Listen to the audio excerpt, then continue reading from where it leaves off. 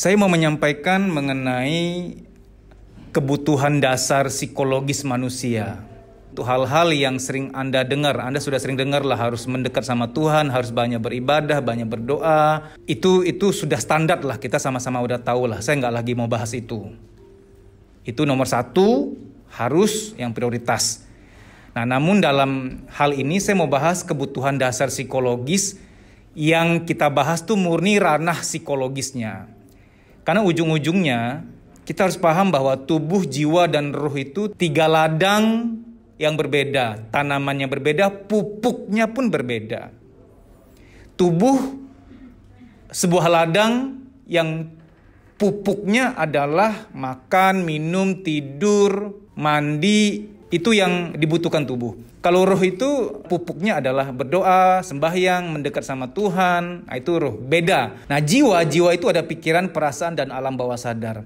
Ada banyak kebutuhan jiwa, tapi ada satu yang paling mendasar yang kalau kita ngerti, kita bisa satu, mencegah luka batin yang gak perlu. Yang kedua, kita bisa membantu orang lain. Yang ketiga, kita bisa melepaskan belenggu-belenggu yang sebenarnya kita ciptakan sendiri. Kebutuhan dasar jiwa adalah manusia itu ingin diinginkan. Nah, ini kata-kata yang sederhana, tapi menjelaskannya gak sederhana. Saya itu ingin diinginkan. Anda juga ingin diinginkan. Kok lucu ya ada kata-kata ingin diinginkan. Banyak masalah kemanusiaan, banyak masalah sosial dan keluarga itu gara-gara ada orang-orang yang kehilangan rasa berharga, nggak merasa diinginkan lagi, sehingga dia mungkin tipe yang kalau lagi hilang rasa berharga bisa menyakiti orang lain, sehingga itu rembetannya kemana-mana. Tapi ada orang yang ketika dia merasa nggak diinginkan, merasa nggak berharga, merasa nggak berarti, malah dia tanda petik makan ke dalam, dia nggak makan keluar. Ada orang kayak begitu. Dua-duanya sama-sama tidak baik sih, makan ke dalam juga tidak baik. Anda akhirnya kayak lilin menerangi sekitar tapi Anda habis lama-lama. Sebagai contoh, ada wanita yang ketika suaminya berkhianat, dia masih bisa sabar sama anaknya. Itu yang tipe makan ke dalam tuh. Dia tetap mau berjuang biar anaknya bahagia. Apapun anakku bahagia, aku gak bahagia gak apa-apa. Nah, ini kelihatannya baik, tapi harus ditolong juga. Karena ujung-ujungnya gak baik. Nanti rame tuh badan. Migrain, rematik, nyeri ini itu, badan jadi kena dampaknya. Nah, bagaimana mengatasinya? Oke, kembali ya, manusia itu kebutuhan dasar jiwanya ingin diinginkan. Jangan munafik lah, aku mah gak perlu dihargai mas, aku orangnya ikhlas, aku gak butuh dihargai. Kita gak usah munafik deh. Bermula dari saya pun gak mau munafik, saya juga butuh dihargai, saya juga ingin diinginkan. Namun dalam perjalanannya, bumi ini dipenuhi oleh orang-orang, insan-insan yang semua sama-sama ingin diinginkan. Sampai-sampai kita lupa bahwa orang yang kita sangat ingin untuk dia menginginkan kita, dia pun kekurangan rasa itu. Nah, kita bicara fakta langsung ke realitas saja. Betul memang rasa berharga kita sekian persen dipupuk dari orang lain. Kita nggak munafik, kita butuhlah dihargai, diapresiasi orang lain. Orang tua butuhlah, perlulah untuk apresiasi anaknya. Jangan terlalu kaku. Ada banyak ayah-ayah yang gini loh. Mas, aku tuh sayang sama keluarga, yang penting dalam hati aja. Gak usah ditunjukin gimana-gimana. Aku gak bisa juga. Aku gak bisa lebay-lebay gimana.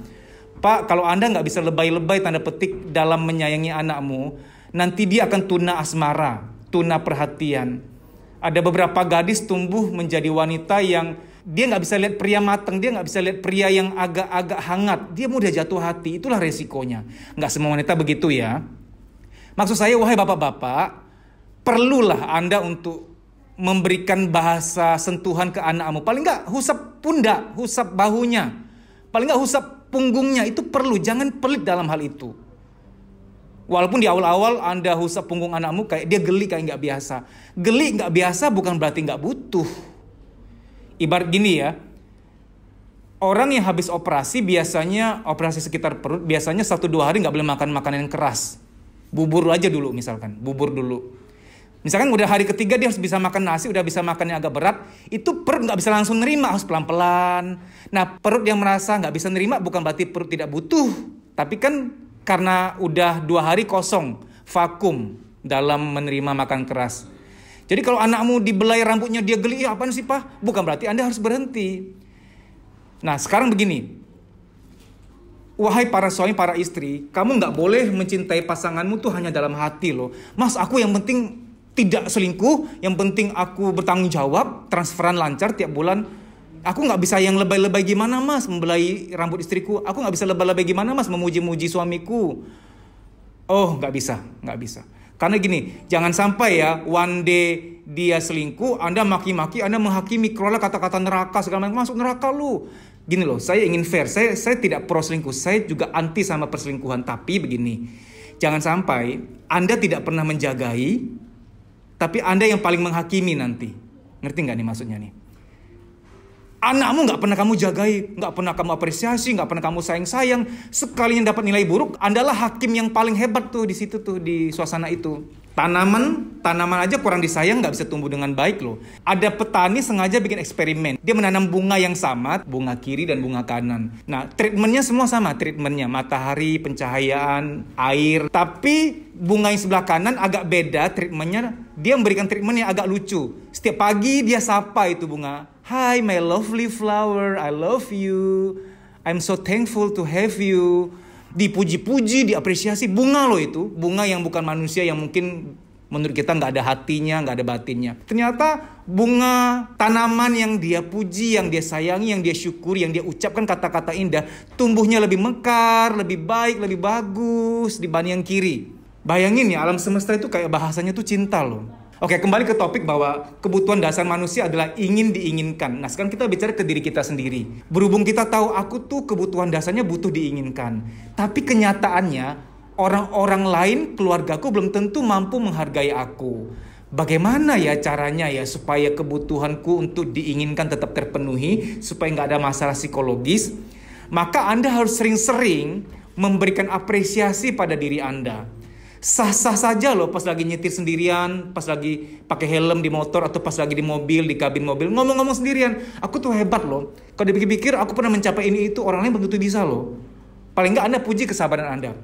Aku waktu pernah mengalami suatu masalah, aku tuh pernah sabar banget. Orang lain belum tentu mampu seperti aku. Aku tuh hebat, aku tuh tegar, aku tuh unggul, aku tuh orangnya baik. Nah, mengapa harus sendirian mengucapkan itu?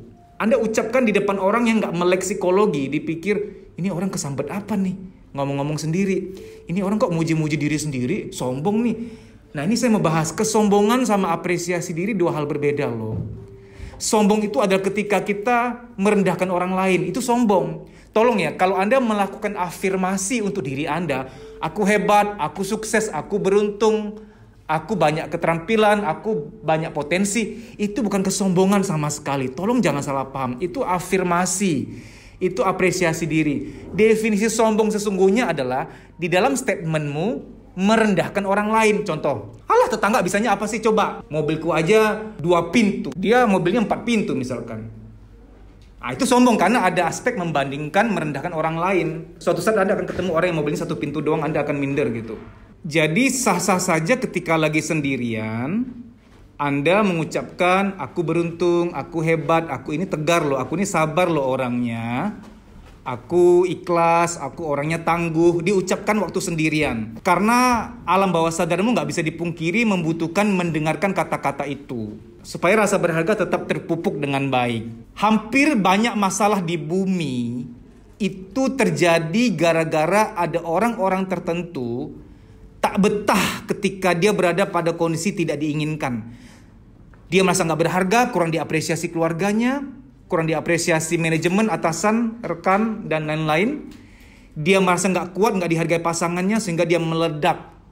Meledaknya keluar. Nah, terjadilah masalah sosial, terjadilah perceraian. Sedikit saya mau singgung ya, kalau dalam pernikahan Anda merasa gak dihargai pasangan, dikit-dikit mau cerai, percaya deh ya, one day Anda akan tahu ketika sudah kakek nenek baru Anda bilang, oh yang Dedi ngomong bener ya. Nggak akan ada orang yang benar-benar bisa menghargai kamu consistently selama-lamanya. Tidak akan ada. Beneran. Nggak akan ada. Nah, jadi jangan salah berekspektasi. Nah, orang yang merasa tidak berarti dari masa kecil akan tertanam mental block. Saya ulangi, maka dalam dunia parenting itu penting. Dalam dunia parenting kita diharapkan untuk mengapresiasi anak, tapi apresiasi yang seimbang ya, bukan apresiasi hasil saja, apresiasi proses. Jadi anak tidak boleh Anda berkata, oh anak mami mah pintar, anak papi hebat, cerdas.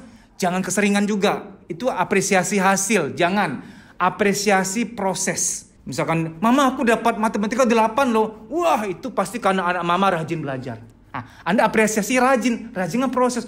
Oh, itu sih wajar. Wong anak papi suka baca, suka review, suka berjuang. Gak heran dapat nilai bagus. Yang Anda puji prosesnya. Kenapa memuji hasil saja itu bahaya? One day kalau dia dapat nilai 6, karena bagi dia tuh selama ini hasil yang terpenting. Dia akan stres, dia akan galau.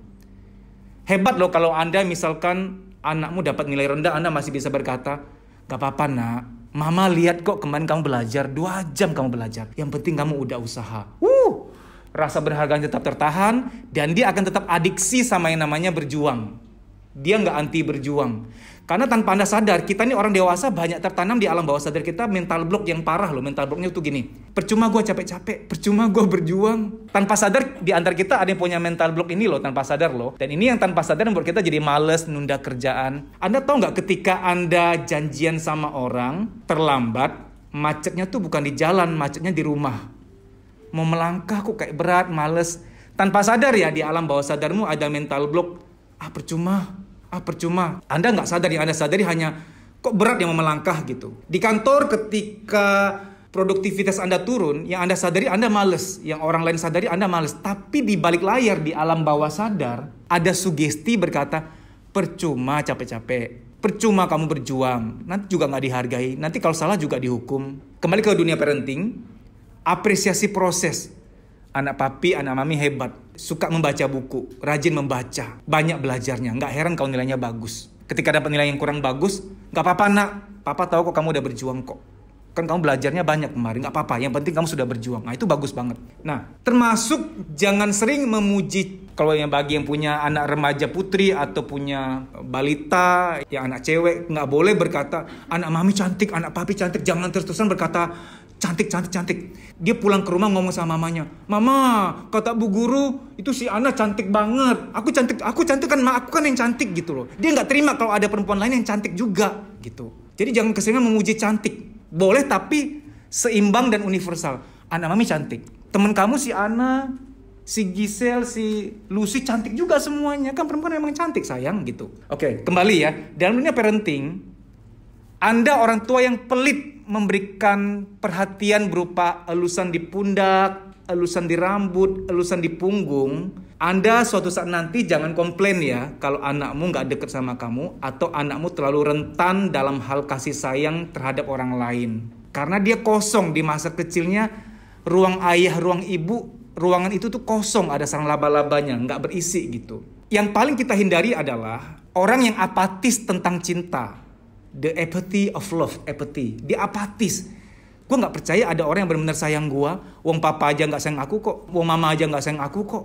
Aku gak percaya ada yang benar-benar menyayangi aku. Wong papa mamaku aja jahat kok gitu loh. Karena orang tua itu dunia pertama seseorang. Dunia pertamanya. Kalau persepsinya pada dunia pertamanya udah gak enak, tanpa sadar ya, dunia di luar itu dia juga otomatis melihatnya buruk juga. Jadi kamu gak boleh marah sama anak. Kamu kok gak bisa berteman sih? Kamu kok gak bisa berpikir positif sama orang lain? Karena kamu sudah tanpa sadar menciptakan dunia di mana dia pernah salah persepsi. Dia terhadap kamu pun tidak positif sebenarnya. Bagaimana kita-kita yang udah terlanjur sudah dewasa? Iya mas, kayaknya aku tuh merasa dunia ini dunia yang tidak aman deh. Karena dunia pertamaku tuh hancur.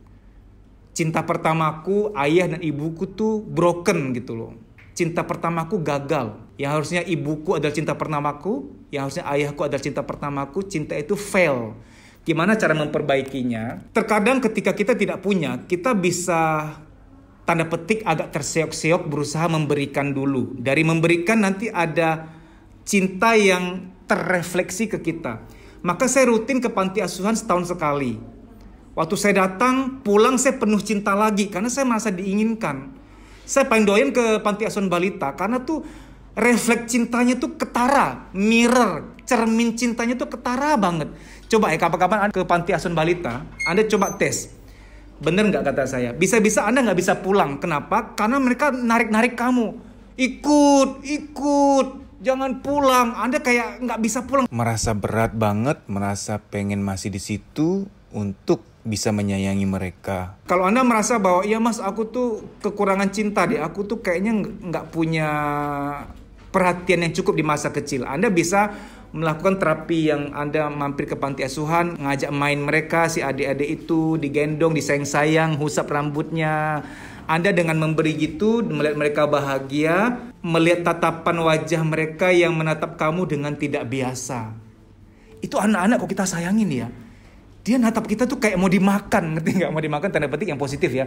Kayak pengen memiliki kita, pengen menjadikan kita kakaknya, menjadikan kita paman atau bibinya, ayah ibunya. Kayak kita tuh dipengenin banget oleh mereka. Melihat tatapan mereka itu tuh kayak kita sembuh rasa berharga kita yang rusak selama ini. Gua ada yang inginkan loh ya ternyata ya. Aku ada yang menginginkan ternyata. Kan di awal saya mengatakan kebutuhan dasar jiwa manusia adalah manusia itu ingin diinginkan. Manusia itu ingin diinginkan. Sudah banyak bukti nyatanya. Ibu-ibu yang suka marah-marah pasti belakangan kurang diinginkan. Belakangan kurang diapresiasi, kurang merasa berarti. Nah, saya juga beberapa kali ke panti jompo, oma-oma, opa-opa gitu ya. Diajak ngobrol. Wah, Anda tahu nggak ya? Wanita normal satu hari 20.000 kata harus keluar. Jadi ibu-ibu daripada beban suami terlalu banyak, kamu karaoke dulu di mana kek, habisin 10.000 gitu. Karena kalau 20.000 tumpah ke suami itu kuping copot juga sih. Karaoke dulu, gibah dulu sama tetangga, habisin 15.000, nggak bercanda ya.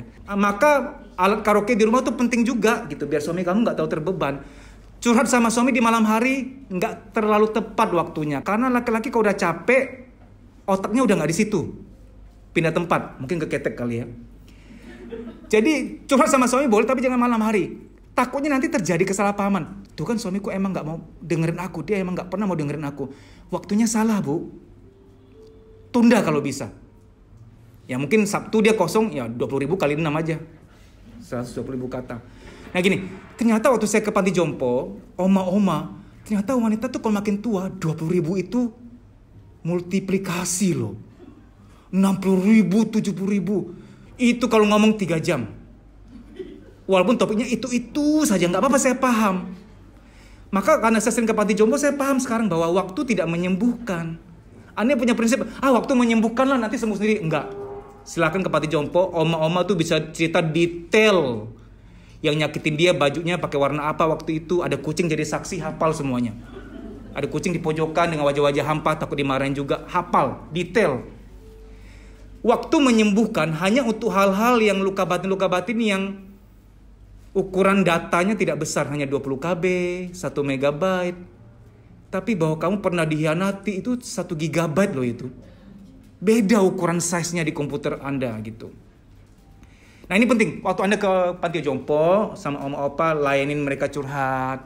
Pulang dari panti jompo sebelum mau pulang ya, Oma, boleh nggak Oma usap-usap rambut saya? Oh, dengan senang hati, iya boleh sayang sini diusap-usap. Waduh, itu kayak disirem, enak banget gitu. Oma boleh nggak doain saya gitu? Ya, kamu ya banyak rezeki. Itu enak banget. Pulang-pulang dari situ tuh kita kayak kembali ke settingan pabrik, seger lagi gitu loh. Itu yang luar biasa, kita merasa berarti. Oke, jadi gitu ya, bagi Anda yang merasa nggak berarti, ya mas, orang tuaku tuh tidak terlalu menyayangi aku deh. Aku kekurangan rasa berharga, fakir asmara, fakir perhatian gitu. Panti asuhan, panti jompo itu tempat sumber cinta semuanya. Oke, demikian ya. Sebagai kesimpulan, tidak ada orang yang akan benar-benar merasa berharganya 100%. Rasa berharga tuh di-maintain ternyata. Tidak bisa selamanya, hari ini aku merasa berharga, ini bisa terus-terusan. Enggak. Semua di bumi ini butuh maintenance, pemeliharaan. Mobil ganti oli, motor juga ganti oli. Anda di lingkungan rumah ada IPL, iuran pemeliharaan lingkungan. Anda tinggal di apartemen, ada maintenance. Tubuh kita harus dipelihara, mandi, sampo, sabun, makan. Lalu Anda berharap rasa berhargamu bisa terus saja saldonya tetap. Nggak bisa dong, dipelihara, di-maintain. Setahun sekali wajib mampir ke panti asuhan. Memberikan sedekah belayan di rambut si adik-adik itu. Memberikan sedekah kupingmu mendengarkan oma opa untuk curhat gitu. Dalam hubungan juga gitu. Anda yang ingin hubungan suami istri harmonis, tapi Anda nggak pernah memaintenance. Dibiarin aja. Ya lama-lama jadi gersang, nggak di-maintain. Hubungan harus di-maintain. Suami istri itu minimal seminggu sekali harus pacaran, wajib pacaran, yang nggak ada anak mungkin titip sama mertua dulu. Anda pacaran walaupun cuma nonton YouTube, hahaha di rumah, tapi berdua doang gitu loh. Wajib pacaran. Jangan berharap hubungan harmonis tapi Anda nggak pernah maintain. Itu tidak bisa. Baik demikian ya.